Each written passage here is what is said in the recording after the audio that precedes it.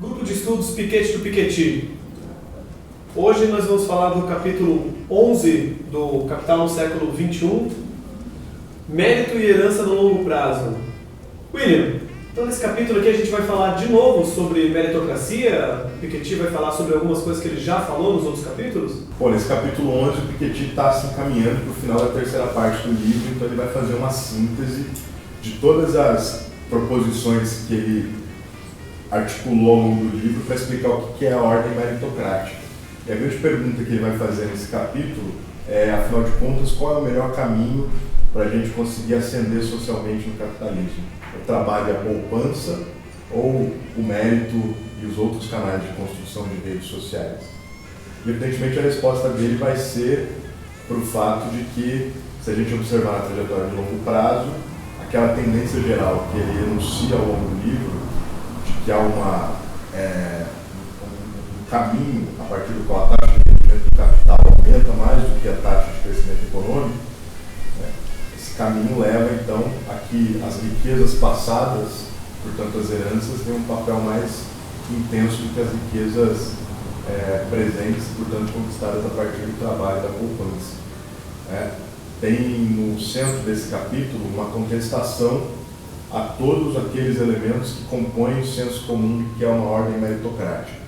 Então, o Piketty vai questionar a ideia de que o trabalho, a poupança e a educação levariam as pessoas a ter maior liberdade para conseguir conquistar melhores trajetórias de desenvolvimento pessoal. Interessante observar que desde a Constituição de 88, no nosso caso, a partir do artigo 153, ela instituiu a possibilidade de a gente ter taxação de grandes fortunas, heranças e doações. Mas essa lei nunca foi regulamentada por um decreto complementar, por uma lei complementar. Então, quando a gente olha individualmente esse valor de 1%, de 0,5% até 5% no máximo, é claro que a soma de toda essa taxação, de todas as fortunas, de todas as heranças, vai dar um valor significativo. Mas individualmente parece pouco, não? Por que é tão difícil politicamente de se aprovar isso se não é se ninguém está bolivariando as heranças? No caso do Brasil, porque nós temos uma elite que não aceita nem a pouca taxação sobre o seu patrimônio. Mesmo sendo pequenas taxas, 0,5%, 1%, é uma obstrução muito grande para que isso possa ser aprovado, porque tem uma tradição da nossa elite que é de organizar o seu rendimento pelos mecanismos de acumulação primitiva de capital, por tentativa de aumentar o seu retorno sem correr nenhum tipo de risco, e junto com tudo isso ainda se soma um problema que fica ali na zona de contato entre a economia e a política, que é a maneira como acontecem os financiamentos de campanha. Então,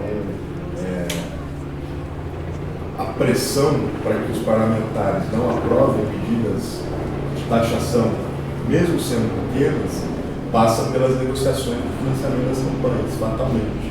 Então, os empresários preferem, pelos caminhos mais tortuosos e escusos possíveis, repassar dinheiro no financiamento das campanhas do que pelas vias legais serem taxados. E parece óbvio isso que eu vou dizer, mas o Piketty condiciona a não existência de heranças à meritocracia verdadeira, né? Ele me deu essa impressão que nos anos 50, ali nos Estados Unidos, ele acredita que ali a geração dos baby boomers realmente precisou gerar o próprio capital, a própria renda, porque a herança tinha praticamente acabado.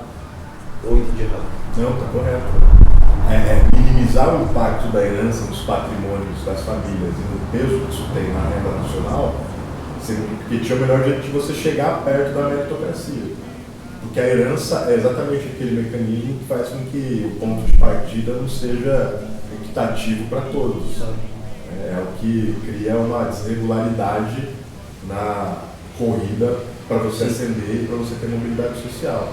Eu queria só voltar um negócio, por exemplo, essa questão da meritocracia, estatisticamente, tá, são exceções. Existem casos de pessoas que ascendem socialmente, melhoram a vida e chegam até à riqueza.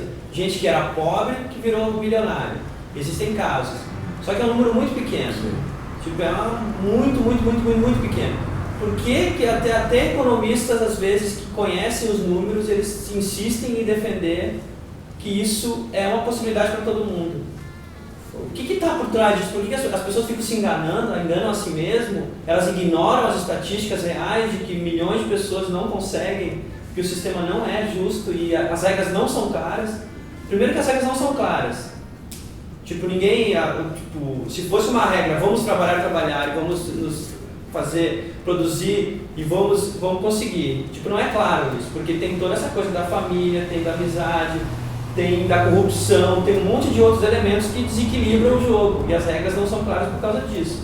Por que as pessoas que são mais esclarecidas, chamadas mais esclarecidas, insistem em dizer que isso é uma regra, sendo que não é? É o contrário. Se for olhar os gráficos, você vai ver que é o contrário. A meritocracia do liberalismo não é uma ciência exata, é uma ideologia. Você acredita que você vai poder ser o self-made man, o cara que vai crescer. Todo mundo acredita que vai poder ser o Bill Gates. Que não é uma fórmula, né? Vai criar uma coisa genial que vai deixar ele rico e que o cara vai ascender porque é mérito dele. Tipo, se tivesse uma fórmula, se você estudar 100 mil horas, aí você vai ser rico. Mas não, você pode estudar 100 mil horas e não ser rico. E é tão curioso porque, assim, nós quatro aqui, que a gente está lendo, estudando, a gente tem clareza de que o mérito não existe, é uma ideologia.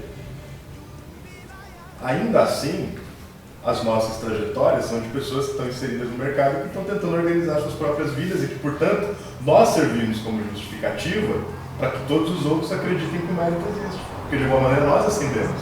Mas qual é o retorno financeiro desse mérito? Ser professor tem eu não estou querendo diminuir isso, mas eu olhando de uma maneira na realidade agora. Ser professor, você ganha muito mais prestígio do que realmente recursos materiais. Você é dono de onde você, da instituição onde você dá aula? Bem de longe. Você pode chegar a ser dono dessa instituição? Bem de longe. Imagina que você vai dar aula agora, você é um ótimo professor. Você pode criar uma escola, uma faculdade. Você pode criar agora a Escola da Economia Meritocrática Paulistana.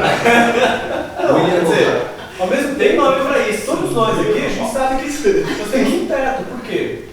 Porque a gente não tem acesso a algo que é vital. Para isso, a gente não tem acesso a um capital anterior às nossas tentativas pela via meritocrática de ascensão. Mas nada disso cancela a ideia do mérito, porque a ideia da meritocracia não é a ideia de que todo mundo vai se transformar em milionário. Não precisa disso. Todos têm a possibilidade assim, todos têm a possibilidade dele, todos podem melhorar de vida. Isso. As pessoas só querem melhorar de vida. Não necessariamente ser milionárias. É. E ao trabalhar para melhorar de vida, elas movimentam a lógica da mobilidade do mérito. E é tão perverso que quando elas não conseguem, elas culpam a si próprias. Tudo isso para fechar, esse é o capítulo onde então Piketty faz essa síntese e essa tentativa de mostrar como o avanço do capital ele pode perturbar tanto a ordem social meritocrática quanto a ordem política democrática. E as heranças são um elemento de distorção das liberdades, do mérito das liberdades democráticas.